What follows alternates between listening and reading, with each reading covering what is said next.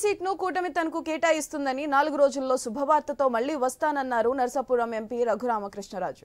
భీమవరం చేరుకున్న ఆయన తన అనుచరులను అభిమానులను కలిశారు. ఎంపీ సీటు గురించి కూటమి పునరాలోచన చేస్తుందనే నమ్మకం తనకు ఉందన్నారు. తాను ఎంపీ కావాలని, సీఎం జగన్ ఓడిపోవాలని ప్రజలను కోరుకుంటున్నారని ఆయన అన్నారు. ఎన్నో కేసుల్లో ముద్దాయిగా ఉన్న సీఎం జగన్ బెయిల్ రద్దుపై ఏప్రిల్ 1న సుప్రీంకోర్టులో తేలే అవకాశం ఉందన్నారు. సీట్ ఇవ్వలేదు కదా, ఇక్కడికి ఎందుకు వచ్చాడు అని చాలామంది డౌట్ వచ్చి ఉంటుంది.